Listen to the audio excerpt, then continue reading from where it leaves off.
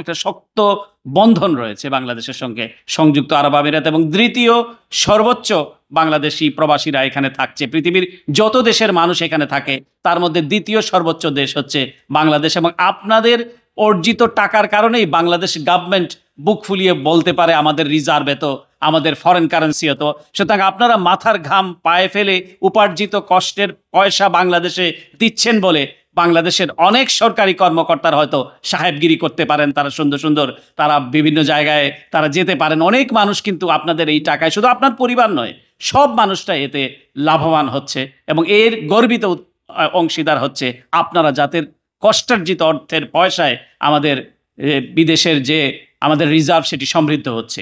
কিন্তু এই আপনাদের এই ওই বলে না যে বেড়ায় ক্ষেত খায় ফেলায়, তো বাংলাদেশে এরকম আপনাদের এই কষ্টার্জিত মুদ্রা যখন রিজার্ভে সংরক্ষণ করা হচ্ছিল, বাংলাদেশের অর্থনীতিকে যখন সমৃদ্ধ হচ্ছিল, তাদের চুরির মাত্রা এত বিস্তৃত হয়েছে যে তারা বাংলাদেশ ব্যাংকের রিজার্ভকে পর্যন্ত খেয়ে ফেলেছে। এই পলাতক গোষ্ঠী, পলাতক যে স্বৈরাচার, যে একটা আরেকটি দেশে আশ্রয় নিয়ে এখন যে বাংলাদেশকে অস্থিতিশীল করার যে চেষ্টা করছে। তো যাই হোক, আপনাদের এই চেষ্টা বৃথা যায়নি, আপনাদের পরিশ্রম বিফলে যায়নি। আমরা একটি সুন্দর সম্ভাবনার দিকে এগিয়ে যাচ্ছি। কতটুকু সুন্দর বাংলাদেশ হবে, আমি সরকারি চাকরিতে ঢুকেছি বলে সব সার্টিফিকেট আমি এখানে দিতে পারবো না, সেই অভ্যাস আমার নাই। কিন্তু আমি সেটি বলতে পারি, আশা রাখতে পারি, আমরা আশার সঞ্চার করতে পারি। এই কারণে আমরা আশা রাখতে পারি যে একজন এই পৃথিবীতে এই মুহূর্তে যতজন রাষ্ট্র এবং সরকার প্রধান আছেন, কেউ একজন রাষ্ট্র এবং সরকার প্রধানও কিন্তু নোবেল বিজয়ী নন। কিন্তু প্রফেসর মোহাম্মদ ইউনূস একমাত্র বাংলাদেশের সরকার প্রধান যিনি নোবেল বিজয়ী অর্থনীতিবিদ, এবং যিনি তার যে পলিসি দারিদ্র বিমোচন, সেটি আমি বিশ্বাস করতে চাই না। তিনি অবশ্যই পারবেন, তবে একটি টিম ওয়ার্ক বলে কথা আছে। তিনি 100 মিটার স্পিডে যদি দৌড়ান, তার রানিং মেট হিসেবে আরেকজনকে হয়তো 50 মিটার স্পিডে দৌড়াতে হবে। যদি খুব বেশি পেছনে পড়ে যান, একজন ব্যক্তির পক্ষে সব কিছুর আমূল পরিবর্তন সম্ভব নয়। এবং আমরা জানি এই গভর্নমেন্ট কিন্তু একটি অন্তর্বর্তীকালীন সরকার।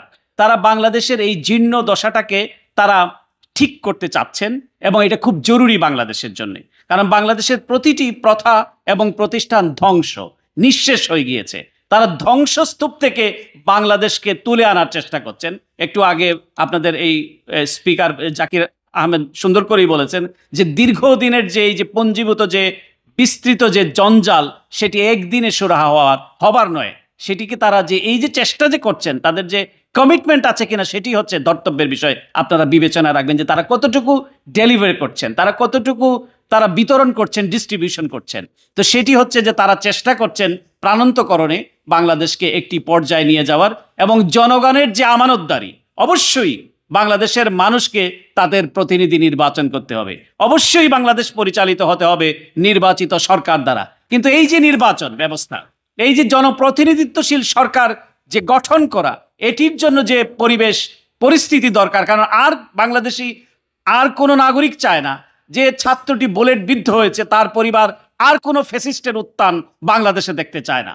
বাংলাদেশে এমন ব্যবস্থাগুলা পরিবর্তন করতে হবে, কারণ এই ব্যবস্থাপনাগুলাই কিন্তু বাংলাদেশকে একটি সরকারকে স্বৈরতন্ত্রের দিকে ধাবিত করে।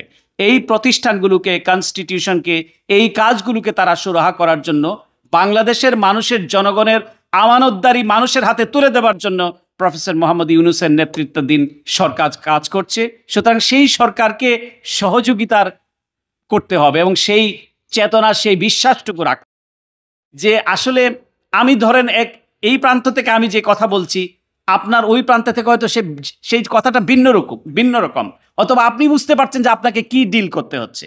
সুতরাং আমরা যদি একটু প্রতিক্রিয়া দেখানোর ক্ষেত্রে যদি একটু সহযোগী হই, আমরা যদি ইনক্লুসিভ হই, আমরা যদি একটু পরমত সহিষ্ণু হই, নিশ্চয়ই আমি বলছি না যে প্রতিক্রিয়া দেখানো যাবে না, কিন্তু যদি আমরা একটু অন্যের মতকে শ্রদ্ধা দেওয়ার যদি মনোবাসনা আমরা রাখি, তাহলে এই পরিস্থিতি উত্তরণ সম্ভব।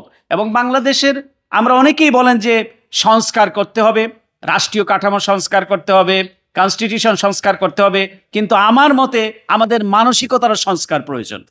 যদি আমরা আমাদের মানসিকতার সংস্কার যদি প্রয়োজন না করতে জানি, আমরা যদি কেবলই একটি সুবিধাভোগী শ্রেণী হিসেবে থাকতে চাই, বাংলাদেশে কিছু অদ্ভুত ব্যাপার আছে।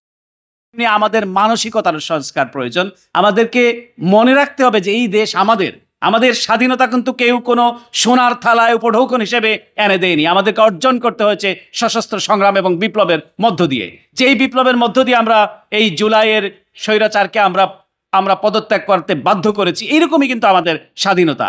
কিন্তু আমাদের যদি কেউ মনে করে যে আমাদেরকে কেউ উপহার হিসেবে দিয়েছে এবং আমরা সেই উপহারকে ব্যবহার করছি, এটি কিন্তু এক ধরনের ঔদ্ধত্যপূর্ণ আচরণ। সে গোষ্ঠী করুক, যে রাষ্ট্রই করুক। অবশ্যই বাংলাদেশের স্বাধীনতার পেছনে আমাদের বন্ধু রাষ্ট্র, আমাদের সরকার, আমাদের বিভিন্ন দেশ সহযোগিতা করেছে।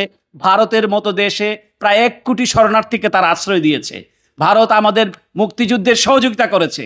কিন্তু তার মানে এই নয় যে ভারত আমাদেরকে সোনার থালায় উপঢৌকন হিসেবে, গিফট হিসেবে আমাদের মুক্তিযুদ্ধ এবং আমাদের স্বাধীনতা এনে দিয়েছে।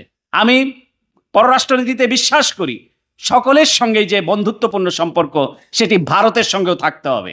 ভারত আমাদের বৃহৎ প্রতিবেশী রাষ্ট্র, কেন নয়? ভারতের সঙ্গে অবশ্যই আমাদের বন্ধুত্বপূর্ণ সম্পর্ক হতে হবে, কিন্তু এই বন্ধুত্ব হতে হবে সমমর্যাদার ভিত্তিতে।